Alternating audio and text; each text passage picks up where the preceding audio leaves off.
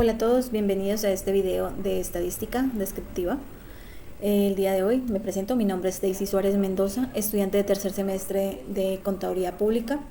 En el momento me encuentro estudiando estadística descriptiva para ciencias administrativas en la ficha 51150.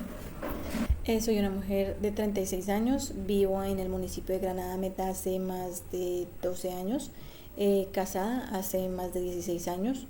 Tengo dos niños, uno de 13 y otro de 8. Soy una comerciante independiente, muy juiciosa, muy honrada, y el día de hoy les voy a hablar sobre los conceptos básicos de la estadística, cómo se aplican en la vida real y cómo nos pueden ayudar en la toma de decisiones. Entonces, comencemos con las generalidades y conceptos básicos. La estadística es una rama de las matemáticas que se encarga de recolectar, analizar, organizar, interpretar datos, los cuales pueden ser numéricos o no numéricos y pueden provenir de una amplia variedad de fuentes como encuestas, experimentos. Bueno, ahora hablemos sobre distribuciones y tablas de frecuencia. Una vez se han recolectado todo ese conjunto de datos, es importante analizarlos, organizarlos adecuadamente para poder entendernos. Una herramienta comúnmente utilizada en estadística son las distribuciones y tablas de frecuencia, que nos permite visualizar cómo se distribuyen los datos y cuántas veces aparece cada valor en una muestra.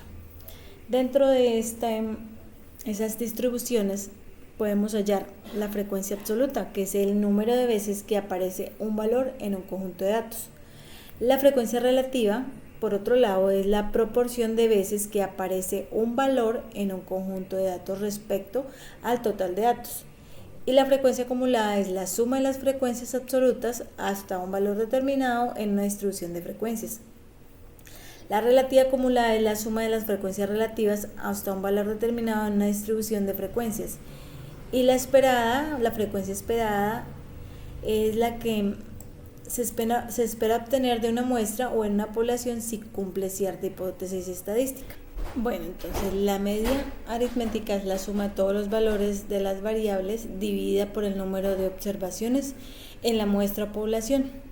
Mediana es el valor que ocupa la posición central en un conjunto de datos ordenados de menor a mayor, y la moda es el valor o valores que se encuentran con mayor frecuencia dentro de un conjunto de datos. Además de las herramientas de tendencia central, también existen medidas de posición porcentual, como los cuartiles, deciles y percentiles. Estas medidas nos permiten entender cómo se distribuyen los datos en diferentes rangos y cuántos datos se encuentran por encima o por debajo de un valor determinado. El percentil es un valor por debajo del cual se encuentra un determinado porcentaje de datos.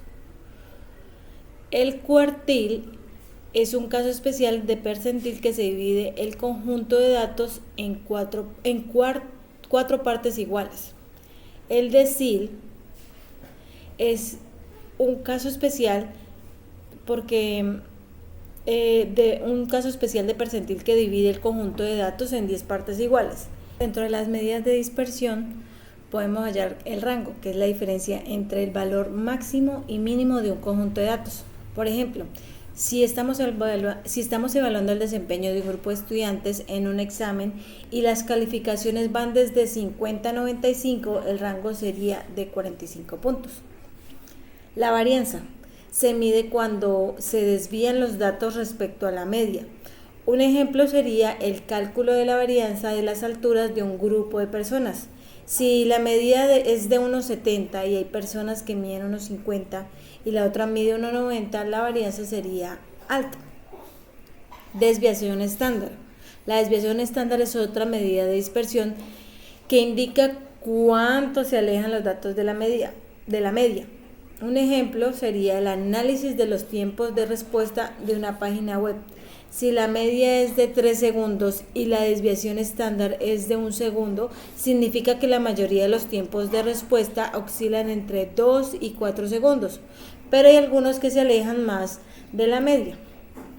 El coeficiente de variación. El coeficiente de variación es la relación entre la desviación estándar y la media expresada en porcentaje. Un ejemplo sería el análisis de la variabilidad del salario de un grupo de empleados. Si la media es de de 1500 y la desviación estándar es de 300, el coeficiente de la variación sería del 20%, lo que indica que la dispersión es relativamente alta en comparación con la media. Otra herramienta importante es la simetría de apuntamiento de una distribución que nos indica cómo se distribuyen los datos alrededor de su valor promedio y si existen valores extremos o sesgos en los datos.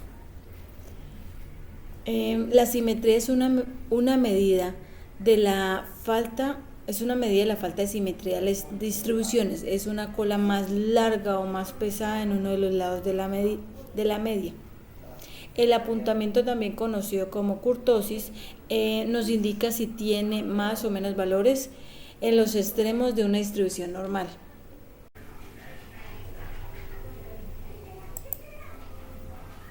Aquí encontramos un ejercicio donde encontramos tablas de frecuencia, medidas de tendencia central, donde encontramos aquí en esta parte de acá ya realizada la media, la mediana, la moda. Dentro de esta tabla está la frecuencia absoluta, la acumulada, la relativa, cuál es el máximo, el mínimo, dónde está el rango, la varianza, la desviación estándar, el coeficiente de variación, cómo están ubicados los cuartiles, los quintiles, los deciles.